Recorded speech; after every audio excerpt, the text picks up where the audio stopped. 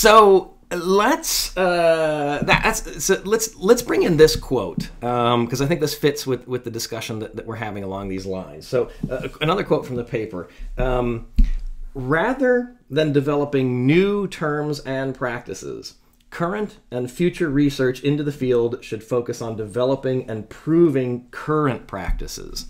Talk more about that. Yes. Okay, so you have all these things you do within business continuity: recovery time objectives, recovery point objectives, recovery time capability, all these different terms. And these are developed or new terms are occurring all the time. So instead of developing these new terms describing almost the same thing, the terms that are already being used and are known within practice should rather be developed more and altered or improved or be proven, instead of just scratching them out and trying to create something bigger and better. Yeah, there's a term that's coming up in the project management literature, which is, instead of best practices, calling it proven practices. Yes. The thought is, too, in all fields, the best practices that may have worked 10 or 20 years ago, even maybe 2 or 3 years ago, might not work now, right? We need to have that. It's a cycle. It's a developing. Constant development of terms and practices.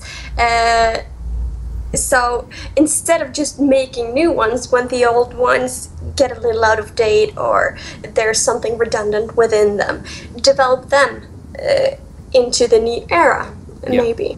Yeah, and we have a lot of best practice, but we don't have any. We sort of don't have any proven practices, right? Where's the proof? Yeah. Where's the research? Yeah. The interesting question, I think, that we don't often answer is it working?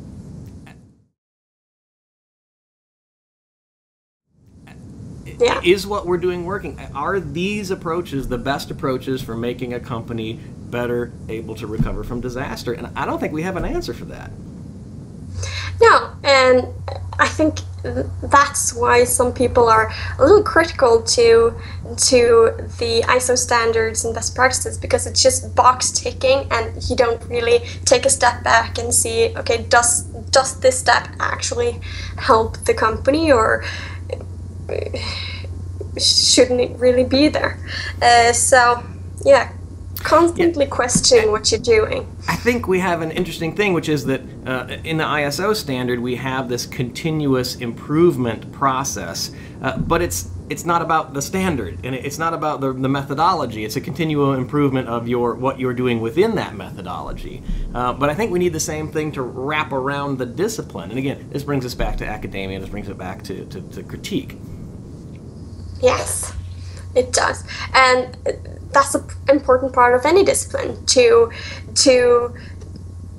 develop and critique and find new ways to do things. But you shouldn't always a new way isn't always the best way, when you can develop with what you already have. And that's more time. It takes a lot more time too to develop something completely new than just to redevelop something you already have.